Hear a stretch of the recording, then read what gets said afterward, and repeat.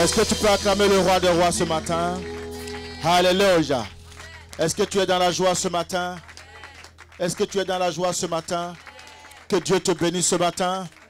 Que Dieu te bénisse encore ce matin. Amen. Oh, ton amen ne me suffit pas ce matin. Je dis ton amen est léger. Je dis ton amen vaut 2 euros. Donne-moi un amen de 100 euros. Donne-moi un amen de 500 euros. Donne-moi un amen de 1000 euros.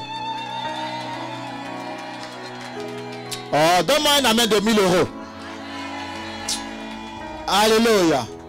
Donne-moi un amen pur. Donne-moi un amen glorieux. Donne-moi un amen élevé. Amen. Reçois ce amen au nom de Jésus. Assieds-toi. Amen.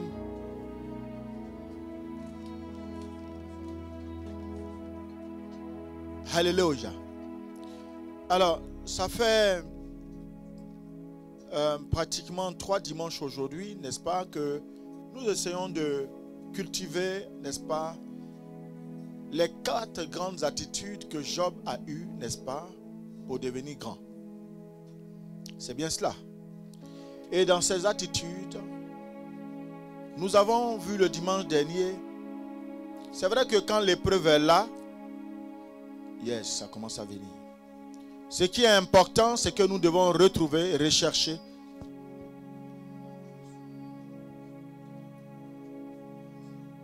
Amen. C'est vrai que l'épreuve est là. Mais dans cette épreuve, que devons-nous chercher? La solution.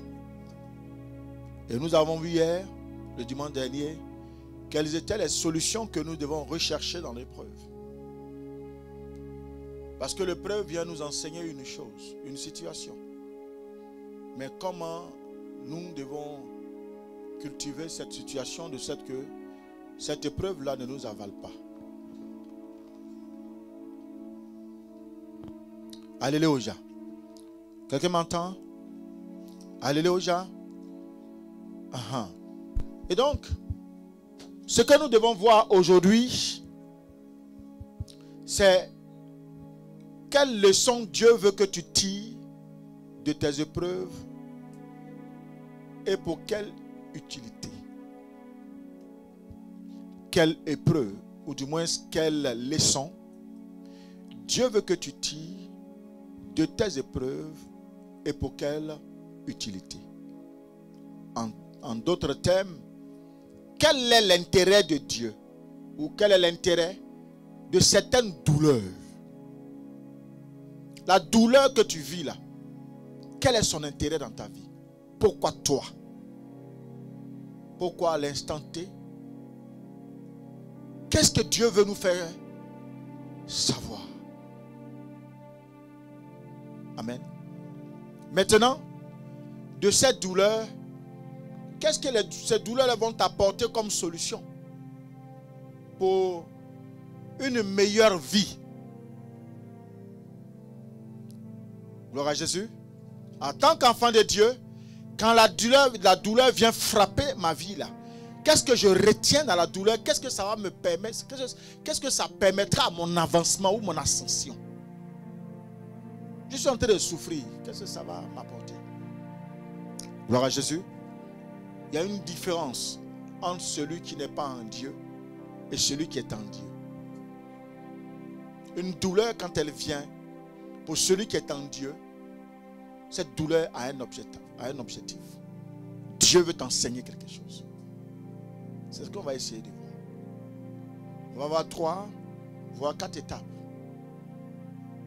Et puis, chacun de nous comprendra, prendra sa vie qu'elle vit en ce moment, et puis va essayer de pouvoir, n'est-ce pas, l'illustrer.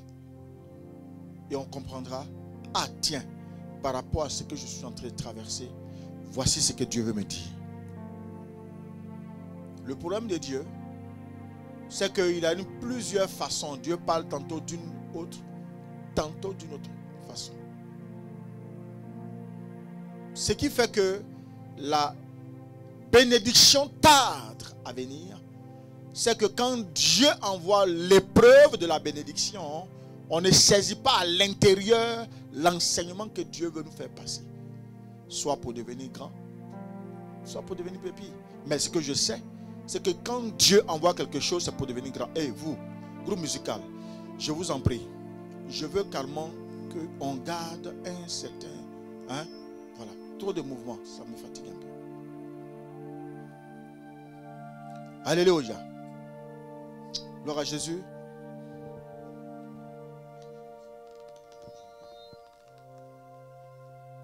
Alléluia. Excusez-moi. Quand la parole passe comme ça, c'est... Hein, le Saint-Esprit, il a besoin de calme. Il a besoin de discipline. Parce qu'il y a des vies que Dieu a besoin d'impacter ce matin. Amen. Gloire à Jésus. Donc, quand il y a trop de mouvements, ça me fatigue un peu. Est-ce qu'on peut acclamer Jésus?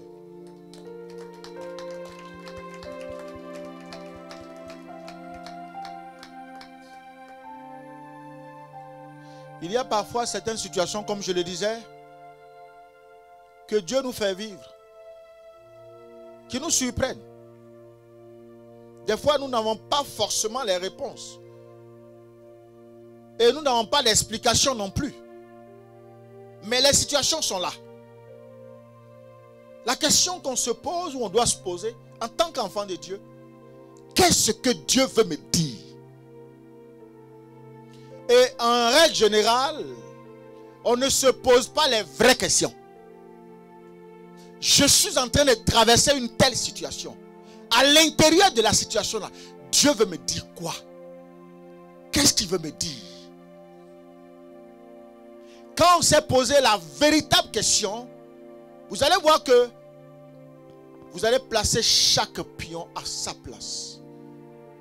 Comme un jeu de Scrabble. Et vous allez voir que au fur et à mesure que la situation perdure, vous allez comprendre ce que Dieu est en train de vous communiquer. Nul ne peut imaginer la douleur de Job, la souffrance de Job. Perdre ses enfants, perdre sa richesse, perdre sa renommée. Et il est devenu comme un petit garçon. Il perd même tout, même ses relations, ses amis, il perd sa femme. Mais dans tout ça, quelle a été la position de Job? Alléluia.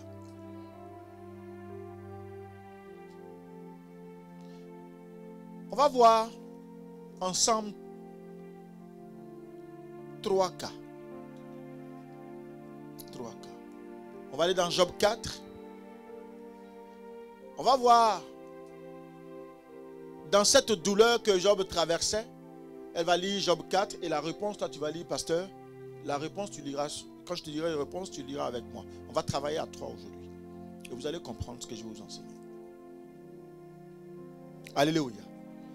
Job c'est quelqu'un qui était très entouré. C'est quelqu'un qui aimait l'homme.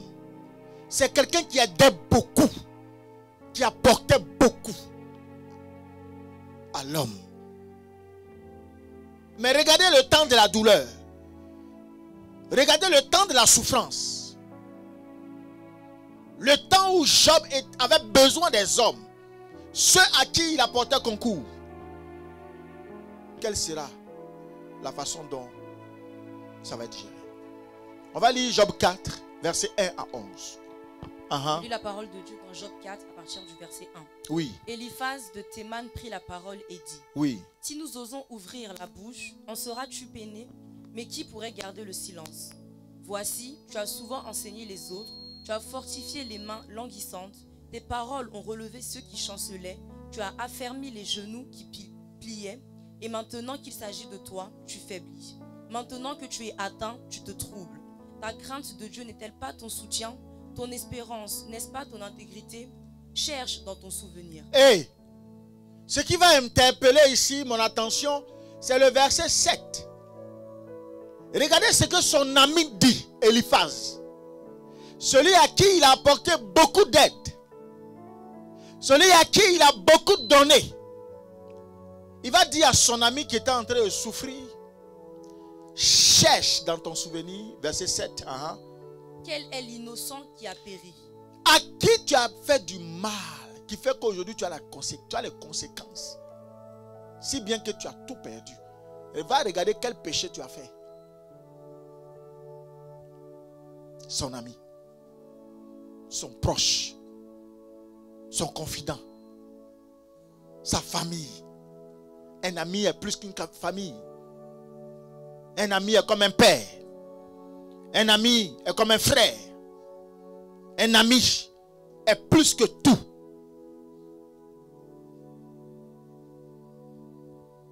Termine le verset 7.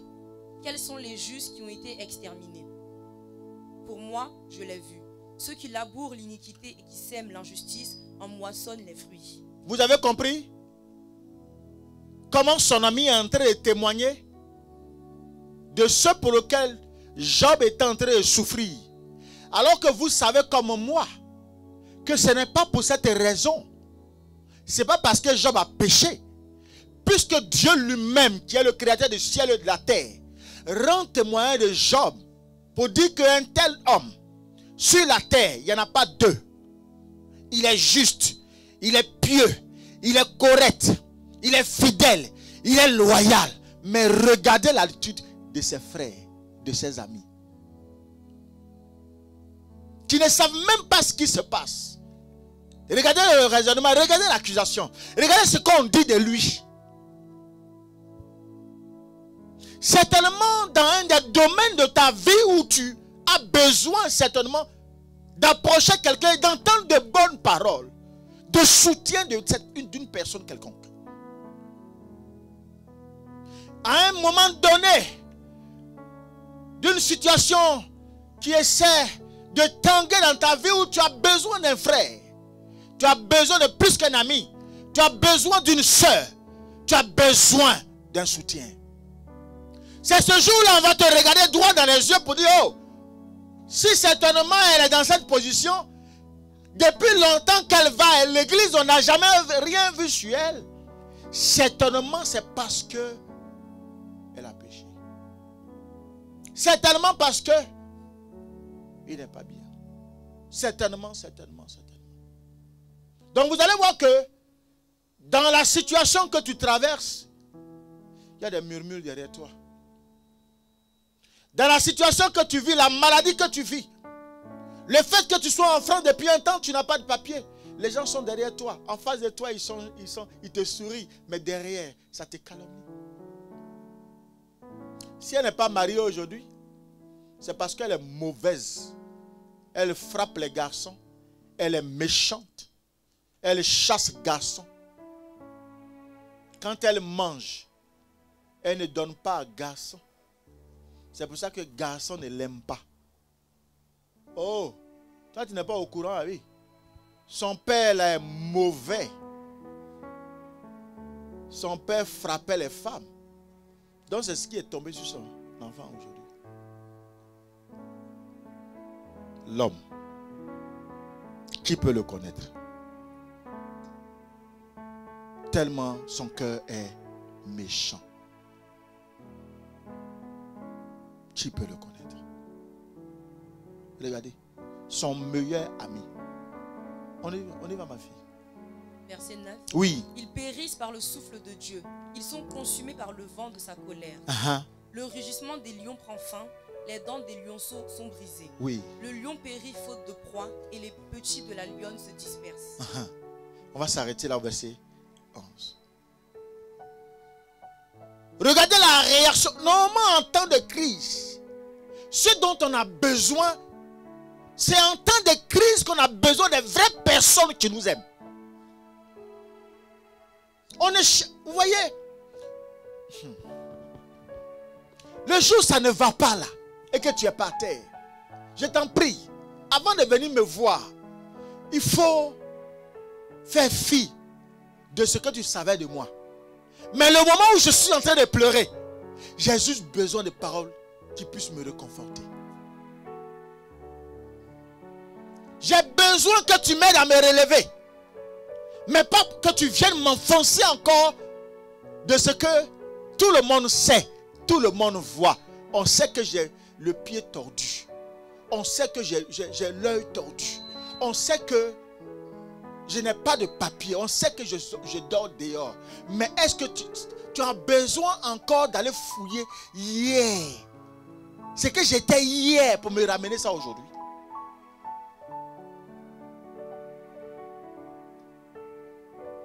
Dieu, quand une situation arrive, il faut voir plus loin de ce que Dieu veut t'enseigner dans la situation. Chaque épreuve enseigne.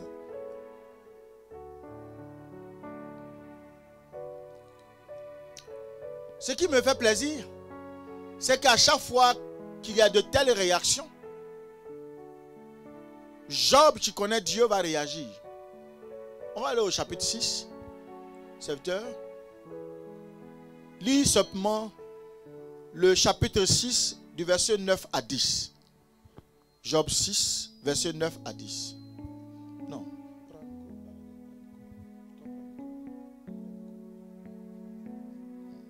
Oui. Job 6, verset 9. Qu'il plaise à Dieu de m'écraser. Qu'il plaise à Dieu de m'écraser. Qu'il étende sa main et qu'il m'achève. Qu'il étende sa main et qu'il fasse quoi? Qu'il m'achève. Qu'il m'achève. Amen. Amen. Au verset 10. Verset 10. Il me restera du moins une consolation. Il me restera du moins une consolation. Une joie dans les maux dont il m'a accablé. Jamais je n'ai transgressé les ordres du Saint.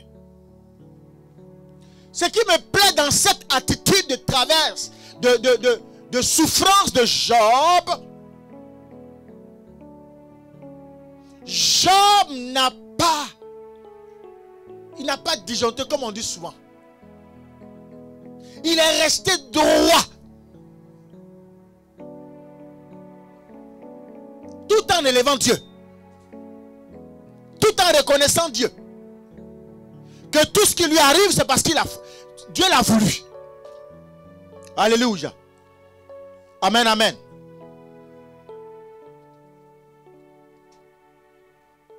Et ce qui est même intéressant, au verset 9, dit, verset 10 dit, jamais je n'ai transgressé les ordres du Saint.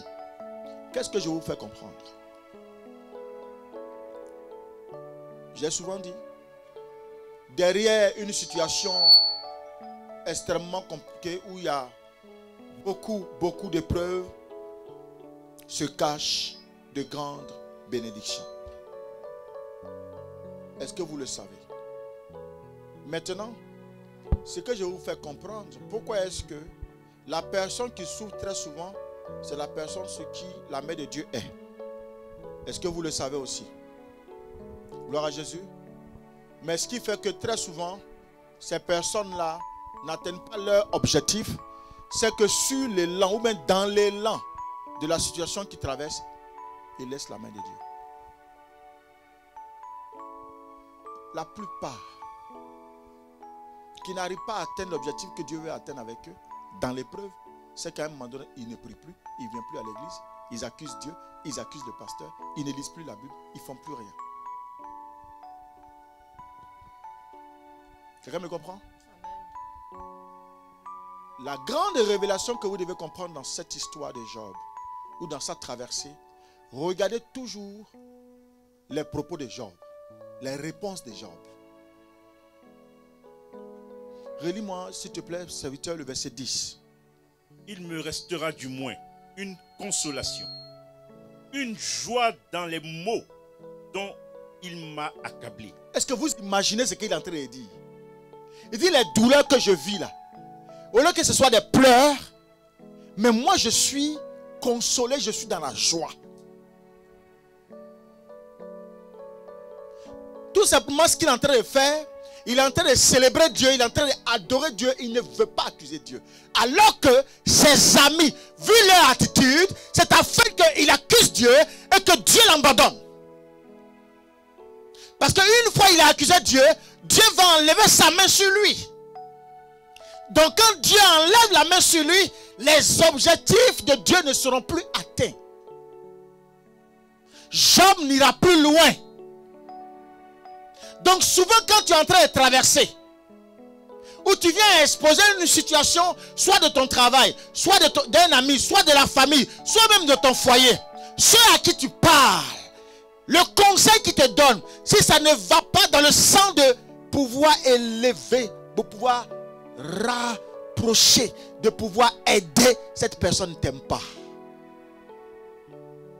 Cette personne te veut la mort.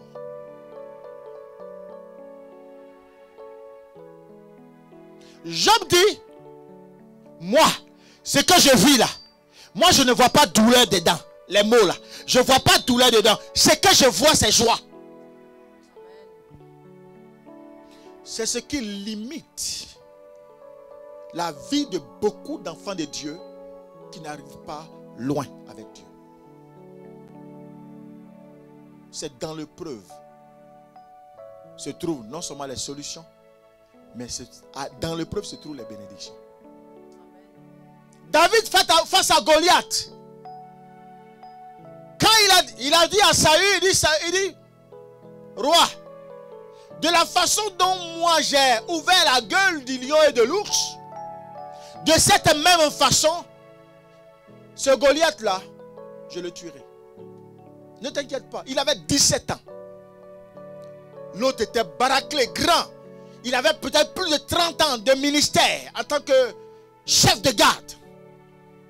Et quand tu vois son armure, le seul déplacement te crée problème. Mais David n'a pas eu peur. Si tu n'affrontes pas la situation que tu l'as fui, elle va te rattraper à New York où tu vas.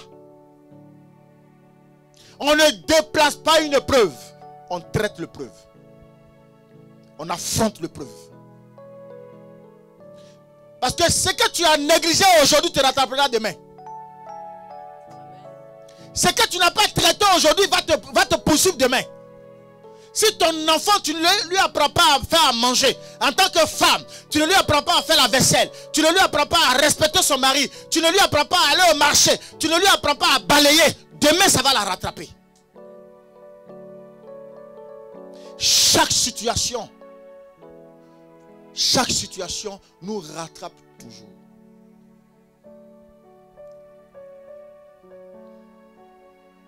Alléluia. Gloire à Jésus. Amen. Nous allons voir un deuxième cas. Ma fille, tu vas lire. Ce sera Job 6, verset 14. Je lis la parole de Dieu dans Job 6, verset 14. Celui qui souffre a droit à la compassion de son ami, même quand il abandonnerait la crainte du Tout-Puissant.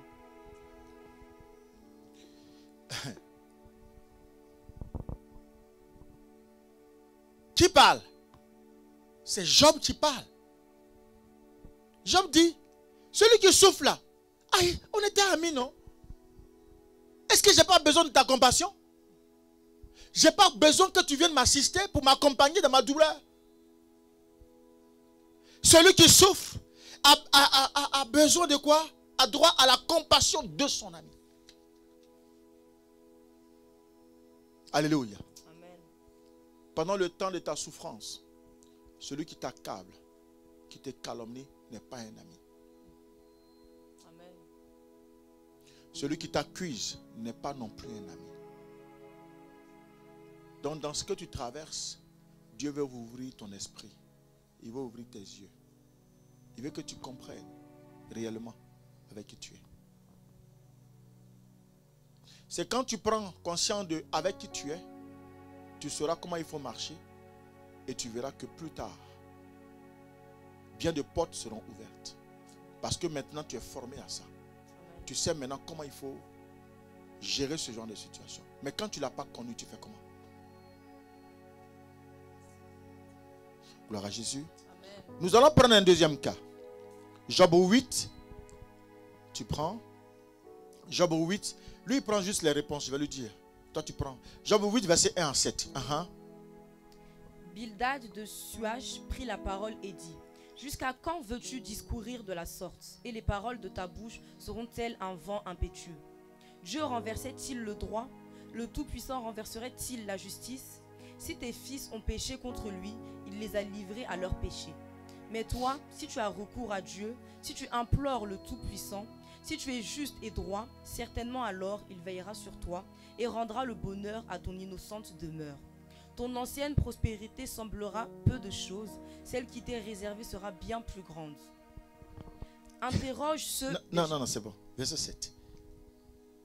Est-ce qu'on a compris quelque chose? Amen. Qui est en train de parler? C'est encore un deuxième ami. Comment on l'appelle? Bildad. Bildad. Regardez le verset 1, au verset 2. Jusqu'à quand veux-tu discourir de la sorte? Jusqu'à quand tu vas toujours continuer de considérer ton Dieu là? Jusqu'à quand tu vas toujours considérer de t'attacher à lui? Jusqu'à quand tu parleras toujours comme ça pour dire certainement oui mon Dieu là, oui si je vis aujourd'hui les mots que je traverse c'est de la joie. Jusqu'à quand?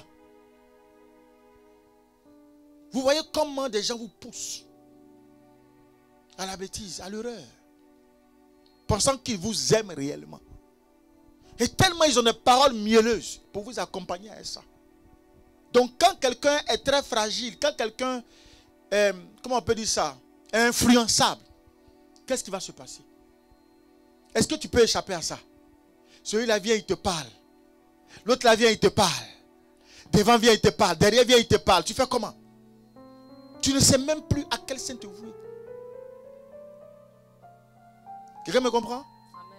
Alléluia. Amen. Et ce qui va m'interpeller dans ce verset, il dit si tu implores le Tout-Puissant, si tu es juste et droit, si tu es juste et droit, et regardez, il dit, certainement alors, il veillera sur toi.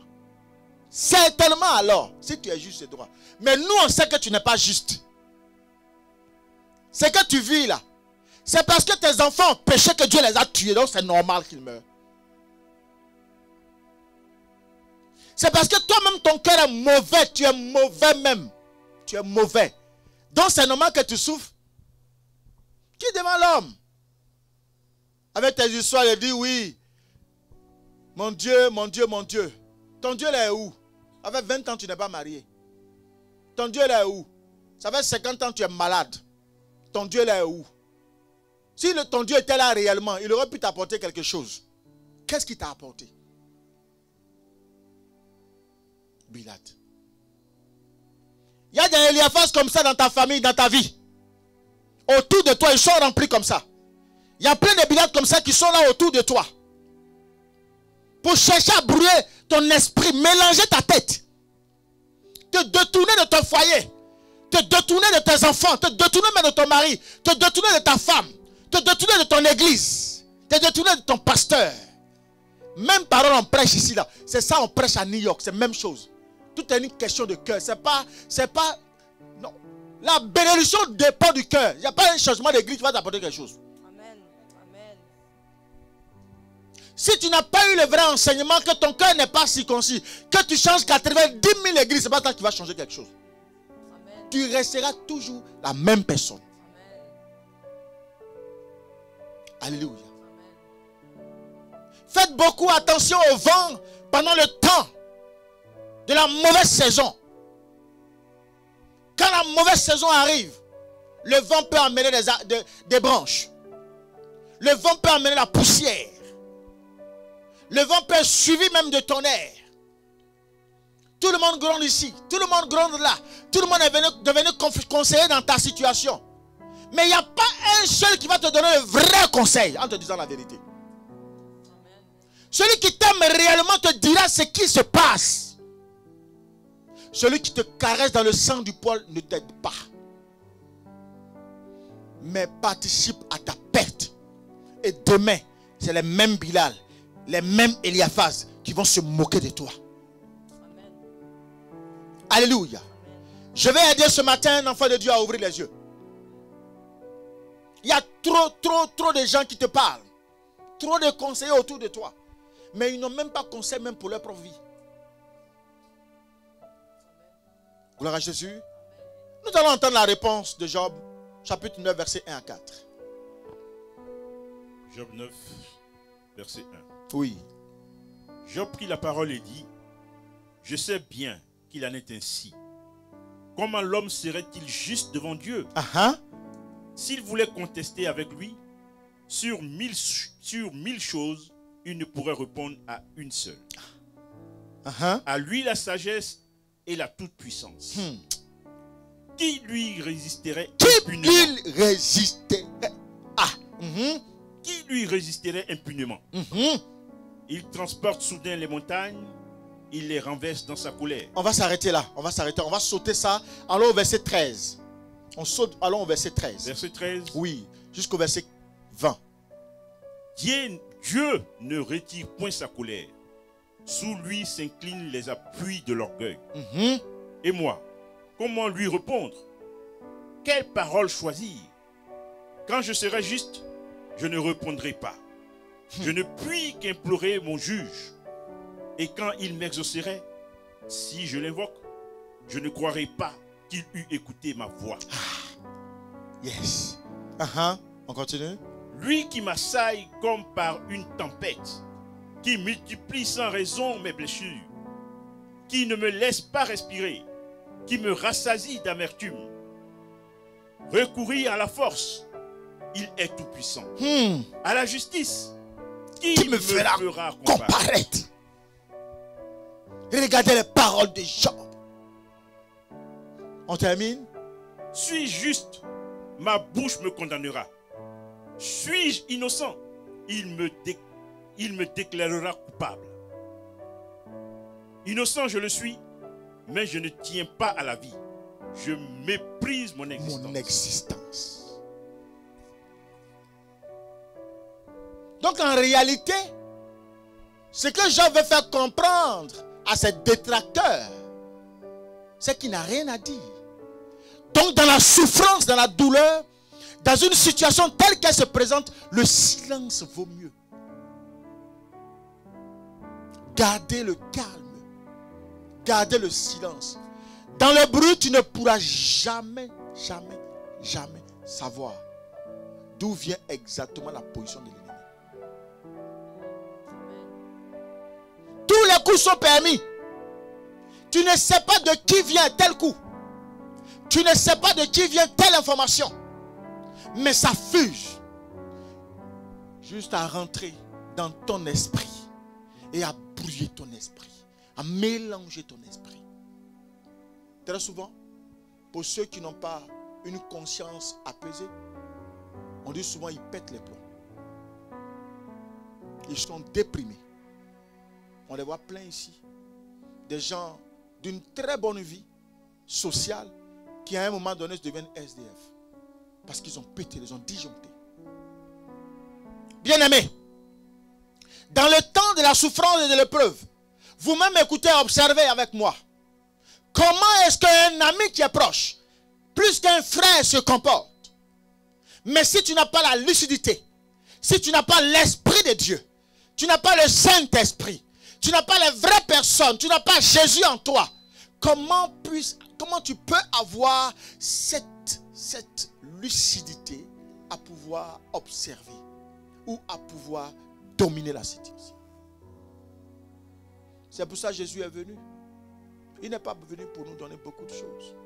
Il dit soyez simple, la première des révélations. Deuxième révélation, il dit je vous ai laissé ma paix. La troisième révélation, il dit je vous ai donné ma paix. C'est avec ces trois éléments qu'on peut devenir grand, devenir fort. Regardez l'attitude de Job. Job a une attitude de conquérant. Job a une attitude de quelqu'un de grand. Il sait que s'il est né, s'il existe, ce n'est pas de son fait. Parce qu'il a dit lui-même, Dieu brise l'orgueilleux. Il ne cherche pas à devenir Job ou à devenir grand ou à lui-même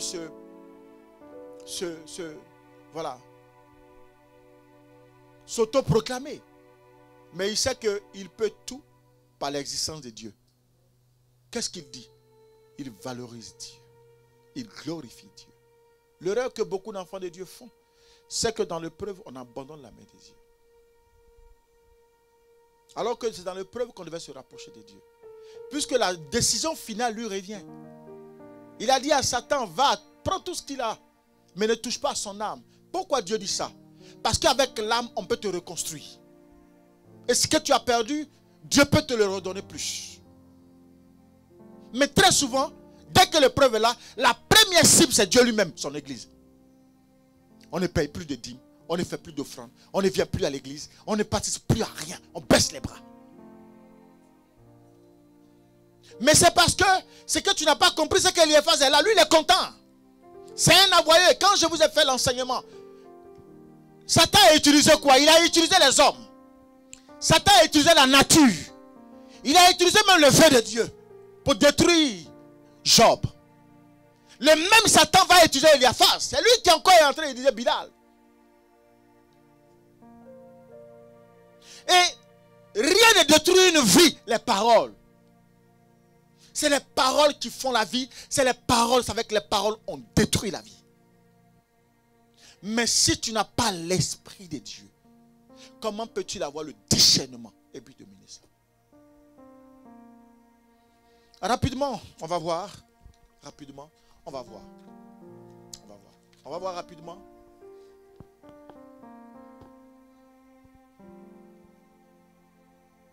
On va rapidement un dernier cas. Job 2.9. C'est un cas que tout le monde connaît. Job 2.9. Sa femme lui dit. Sa femme lui dit. Tu demeures ferme dans ton intégrité. Tu es encore ferme dans ton intégrité là? Maudis Dieu et meurs. Amen. Écoutez-moi. Sa femme dit, avec tout ce que tu as perdu là, moi je pouvais aller au marché acheter n'importe quel Louis Vuitton. Aujourd'hui je n'ai plus droit à ça. J'avais une grosse voiture. Aujourd'hui je n'ai plus droit à ça. Partout où je partais, j'avais de l'honneur. Aujourd'hui je n'ai plus droit à ça. De quoi tu me parles toi? Moi je n'ai plus intérêt en toi. La nuit, tu te grattes avec les torsions de bouteilles à cause de ce qui est sur toi. Moi je ne dors plus avec toi. Tu n'as plus rien. J'ai fait quoi avec toi? Va maudire Dieu puis tu vas mourir toi-même.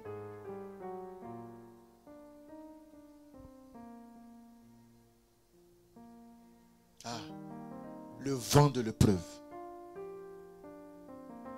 Le vent de l'épreuve. Quand ça descend, bien aimé, tu entends tout. Tu vois tout. Et dans ça, la question très souvent qu'on se pose, mais pourquoi moi? Pourquoi ça m'arrive à moi? Pourquoi mes proches même me trahissent? Dieu n'existe-t-il pas? Pourquoi il a laissé mon père mourir? Je vais à l'église tout le temps. Je paye ma dîme. Mais c'est moi qui suis toujours dans les soucis d'argent. Pourquoi moi? Écoutez-moi. Vous voyez, ce genre de questions vous éloigne très souvent de la grâce. Retenez ça aujourd'hui. Ce genre de questions, d'inquiétudes vous éloigne beaucoup de la grâce. Regardez Job. Est-ce que dans le parcours de Job, ce que Job a traversé là, toi tu ne peux même pas faire le tiers, ni même le quart. Est-ce que vous avez déjà entendu que Job a dit quelque chose de mauvais sur Dieu? Job est resté fidèle à sa parole. C'est pour ça que Dieu a dit, il dit cet homme là, il n'y a pas un homme sur la terre aussi intègre, aussi pieux, aussi fidèle, aussi loyal. Parce que Job est resté cohérent. Ce qui fatigue beaucoup les enfants de Dieu, qui fait qu'ils n'arrivent pas à bon port, c'est parce qu'ils sont incohérents. On est beaucoup incohérents. On est beaucoup changeants. Ah, le pasteur, il a beaucoup maigri. Est-ce qu'il n'est pas malade par ailleurs? Tous les jours. Ah, tous les jours, il maigrit seulement. On dirait que le gars là, on dirait qu'il a la chose là. toute façon, il est en train de maigrir. Avant, là, il était bien poto comme ça. On aimait bien sa forme. Là. Mais aujourd'hui, là, il est devenu... Il vient, à chaque jour qu'il vient, ça descend seulement. Ça descend. Est-ce que sa femme n'est pas en train de le maltraiter par hasard? Sa femme, là, elle est toujours assise, là, dit qu'on... On n'entend jamais parler, là. Est-ce qu'elle n'a pas en train de faire souffrir notre papa, là?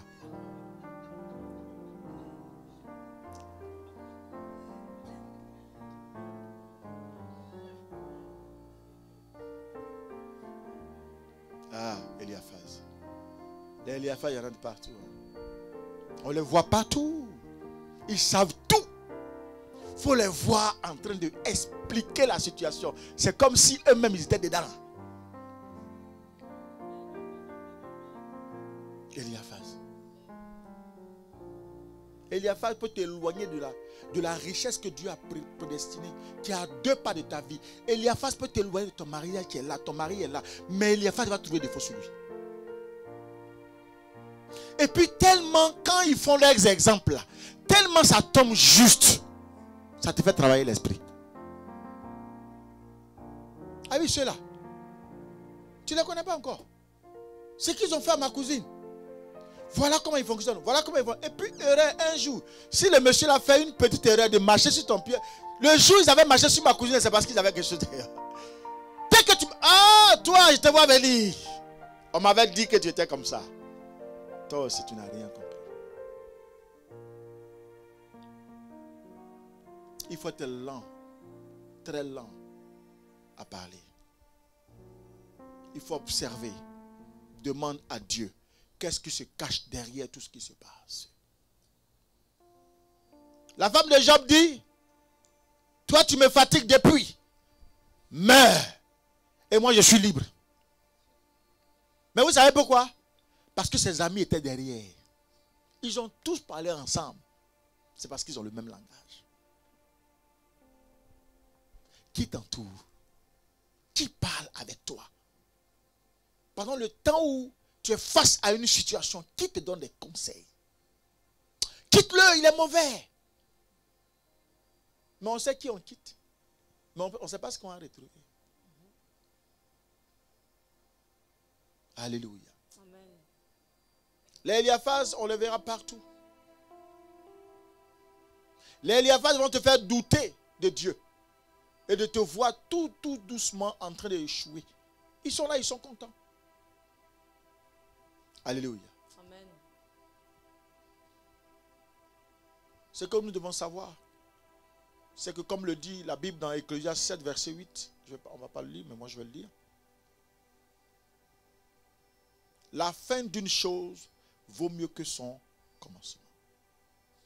La fin d'une chose, là. Qu'est-ce que ça veut dire? Personne ne peut dire avec exactitude ce qui sera sa vie aujourd'hui. Personne ne peut le dire. Les 5 doigts que nous avons, les 5 doigts n'ont pas la même taille. Amen. Amen. Ce qui veut dire que nous sommes totalement différents. Ce que Dieu veut nous enseigner, le plus important, ce n'est pas la position à laquelle nous commençons. Ce n'est pas ça.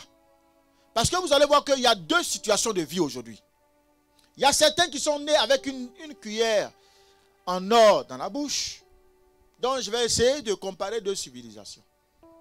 Nous allons prendre une civilisation dite pauvre, africaine. En règle générale, il faut dire le mot, sous-développée. Et puis une civilisation européenne dite un peu aisée. Amen. Quand on prend le cas de quelqu'un pauvre qui est en Afrique, qui mange une fois par jour, qui dort sur une natte, à même le sol, qui ne sait même pas de quoi sera fait le lendemain parce que n'ayant pas de petit déjeuner à programmer, qui ne sait même pas ce qu'il mangera le soir, ou qui sait au moins qu'il a droit à un seul repas, mais il y a combien de personnes dans le repas? Il y a au moins 5 à 10 personnes autour d'un petit plat. Ou encore que quand on met le riz ou bien la nourriture à manger dans une grosse soupière, il n'y a pas de cuillère. Chacun doit se battre maintenant pour pouvoir sauver son ventre. ou quand le riz est chaud bouillant, la sauce est chaud bouillante, sans oublier le trop d'assaisonnement de piment. Quand même, là on est face à une épreuve où on ne cherche plus à savoir s'il y a piment, s'il n'y a pas de piment. On ne cherche plus à savoir si c'est chaud ou c'est pas chaud. Mais c'est ta main qui te donnera à manger. Si ta main n'est pas habile, ben tu perdras tout. Celui qui a la main habile ira très rapidement plus que toi. Et puis à un moment donné, lui, il est rassasié. Et toi, tu souffriras. Entre une telle personne et aujourd'hui, voir ceux qui sont nés ici, qui ont cette vie un peu aisée, on peut dire, la civilisation européenne, alléluia, comparée à celle qui est en Afrique. Dès qu'une situation se passe, vous allez voir que ceux qui ont la civilisation européenne sont plus fragiles. Alors que nous, ayant connu la pauvreté, la souffrance, on relativise sur tout. Pendant que les autres prennent pour un petit problème et ils en fassent ça. Et après, comme on dit souvent, je suis stressé, j'arrive plus à dormir, je passe des nuits blanches. Nous, on en rigole. On en rigole. Alléluia. C'est pour vous dire, ce n'est pas une question de position.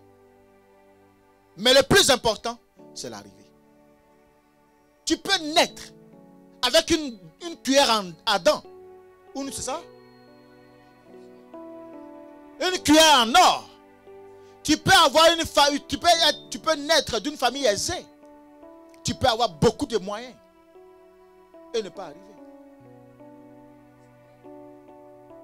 Et je peux commencer sur la natte et puis un jour m'asseoir sur un trône de roi. Donc je vais dire à un enfant de Dieu ce soir ou cet après-midi, la situation que tu traverses, Dieu est en train de t'enseigner une position que plus tard tu vas occuper, mais tu ne sais pas. Parce que tu ne comprends pas. Tant que tu passeras le temps à accuser à gauche, accuser à droite, accuser Pierre, accuser Paul, tu perds le temps. Qui t'a mis dans l'épreuve? C'est Dieu. Regardez la position de Job. Job ne cherche pas à accuser Eliaphaz. Eliaphaz a parlé. Est-ce que vous avez... Lisez la réponse de Job. Job ne sait... La seule fois où Job a parlé directement, c'est à sa femme seule qu'il a parlé. Parce que c'est son sang, c'est sa chair. Mais les autres, là, Job ne leur a pas adressé la parole. Job automatiquement a donné la réponse à Dieu seul. Il dit, lui, c'est qu'il vit. Lui, il voit ça comme une joie, la douleur, les mots qu'il traverse là. C'est comme une joie. Parce que s'il est comme ça aujourd'hui, c'est parce que son Créateur aime sa position là. Qui peut le faire? Arrête de te lamenter. Arrête de trop te plaindre. Alléluia. Dieu est ton Créateur. S'il permet une situation la plus belle, c'est parce qu'il sait que cette situation-là, tu peux la gérer. Dieu ne donne jamais une preuve à son enfant qui ne peut pas gérer. Quelle est l'épreuve de la situation? Qu'est-ce que tu traverses?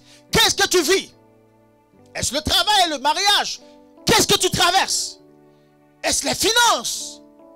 Tout lui appartient. Le problème avec Dieu, c'est ta relation avec lui qui le dérange. Regardez la position de Job. Job avait une relation très forte avec son Dieu. Alléluia. Dieu est le maître des circonstances, n'est-ce pas? Personne ne peut le comprendre.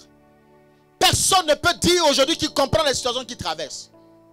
Mais ce qu'il faut retenir, c'est que dans chaque situation, Dieu permet que là où il est en train de te forger, il veut forger ton caractère à ce que tu dois être.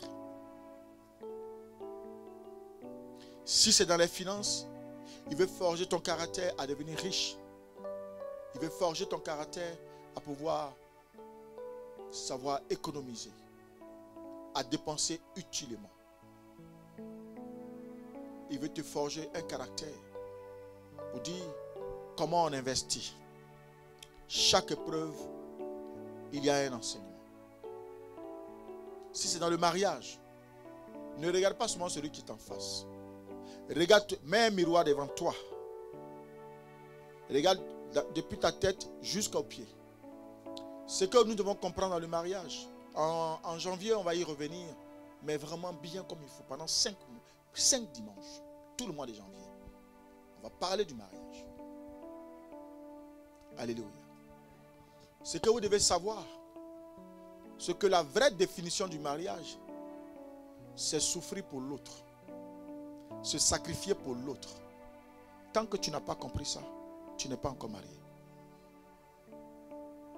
Dans le mariage, ce n'est plus soi qui vit, mais c'est celle qui est en face de toi qui vit en toi.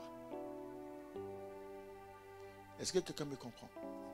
La vraie définition du mariage, c'est donner son dos pour l'autre. Si toi tu aimes qu'on t'apporte, qu'est-ce que toi tu apportes? Mais quand le mariage est unilatéral, moi, mes enfants, ma famille, moi, tu n'as pas encore compris le sens du mariage. C'est pour cela, depuis longtemps, ton mariage t'a à venir. Dans le mariage, on met en valeur celle qu'on a mariée ou celui qu'on a marié. On s'oublie. Dans le mariage, on se sacrifie pour l'autre. Gloire à Jésus. Dans la richesse aussi, si tu veux devenir fort riche, il faut donner. Tant que tu ne donnes pas, tu ne deviendras jamais riche. Et le problème, quand Dieu t'envoie une telle épreuve à chaque fois, du fait que tu ne t'en sors pas dans ta richesse, dans ta gestion avec tes finances, c'est que pour Dieu, tu n'as pas encore appris la nécessité de donner. Parce que le problème de l'homme, c'est que ce n'est jamais suffisant. Mais il y a Eliaphaz qui est là.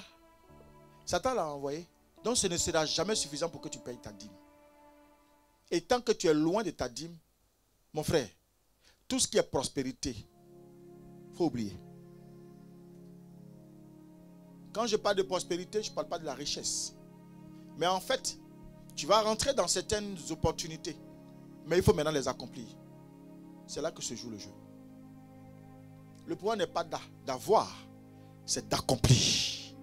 Le problème de Dieu, ce n'est pas que nous ayons. Mais le problème de Dieu, c'est pouvoir accomplir les desseins qui sont sur nous. C'est là que la dîme joue son travail. Beaucoup ont tendance à dire que ce n'est pas suffisant. Mais ce n'est pas suffisant, tu manges. Ce n'est pas suffisant, tu viens à l'église, tu es assis à l'église.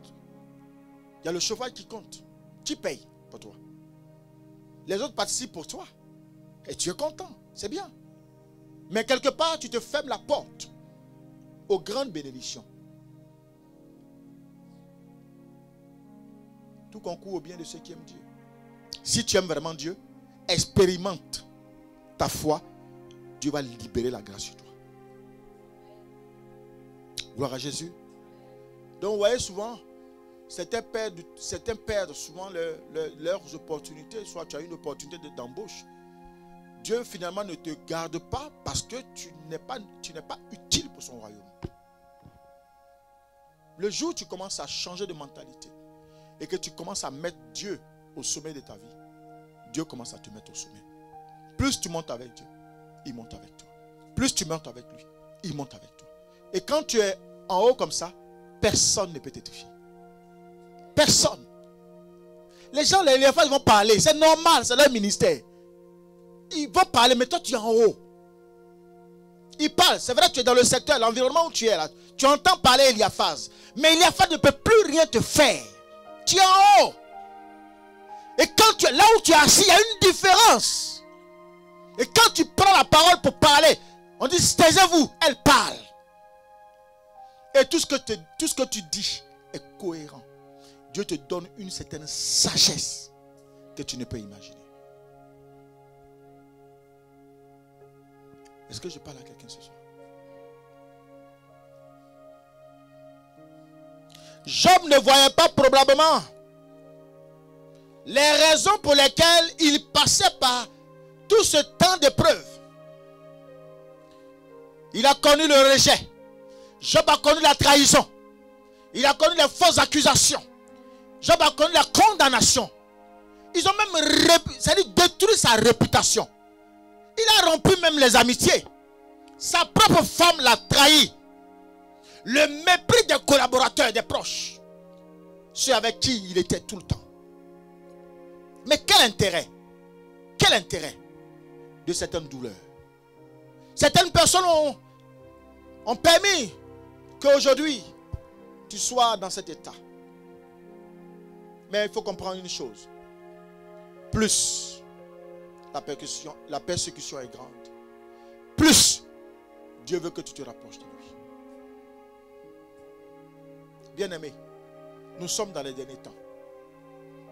Les derniers temps dans lesquels nous sommes, j'ai prévenu l'église ici. Pour vous qui ne priez pas, vous qui n'aimez pas les prières, vous qui aimez très souvent avoir le confort, alors que la prière est la solution de tout.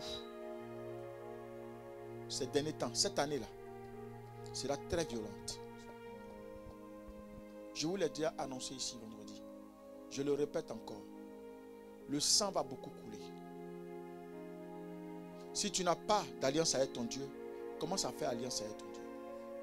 C'est un temps où Dieu va regarder aux alliances. C'est un temps où Dieu va regarder à celui qui est vraiment avec lui. Ça a commencé déjà moi dans ma famille. Une personne très proche. Je pourrais même dire, c'est elle qui a dragué votre maman. C'est une personne avec qui j'étais comme ça. Très proche. Une tante, mais c'est plus qu'une tante. Au-delà, c'est ma grande soeur. On était fidèles, on était confidents, on se disait tout. Dieu l'a enlevé. Assez rapidement.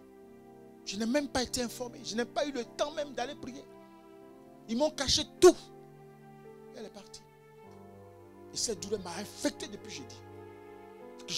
Je n'imaginais pas. Jérémie porte le nom qu'il porte. Chez nous, en dialecte, le nom bêté qu'il porte, c'est le nom de son père. C'est une personne qui est... Mais, vous voyez, Jésus seul est la clé de tout. Si ta position est ici, viens là pour me faire plaisir. Tu es en train de rater Jésus. Viens ici parce que tu sens, tu as soif de lui. Il faut avoir soif de lui. Démontre à Dieu que tu as soif de lui chaque jour. Il faut que ta soif soit tous les jours grande. Il n'y a que lui seul qui peut te donner les solutions de ta vie. Aucun homme, c'est pour ça qu'il a dit, maudit soit celui qui se confie à un homme. Aucun homme ne peut te donner une solution. Mais Dieu va utiliser un homme pour te solutionner. Arrête de te confier aux hommes. Arrête. Parce que plus tu vas te confier aux hommes, plus tu souffriras. Et on va terminer dans 2 Timothée 3, verset 12.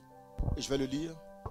Or, tous ceux qui veulent vivre précieusement en Christ seront persécutés. Amen. Tous ceux qui vont faire quoi? Tous ceux qui veulent vivre pieusement en Christ seront persécutés. Il y a 4 révélations là-dedans sur lesquelles nous allons terminer. La première, il n'y a pas de récompense sans réussite. La deuxième, il n'y a pas de solution sans problème. La troisième, il n'y a pas de gloire sans histoire. Et enfin, il n'y a pas de triomphe sans trouble. Et pour conclure, pour tout vous expliquer, l'or que nous portons, avant qu'il soit or et qu'il soit sur le corps, il passe par le feu. Ne pense pas que tu peux avoir les choses facilement et que tu penses que tu as droit à ça. Dans la vie où nous sommes, Satan te lutte, Eliaphaz te lutte, tout le monde te lutte. Si tu n'as pas Dieu, tu n'as pas assez. Que Dieu vous bénisse. Que Dieu vous bénisse. Je penserais que tu allais dire Amen fort. Si ce message t'a fait du bien, acclame le Seigneur. Si ce message t'a fait du bien, acclame encore le Seigneur.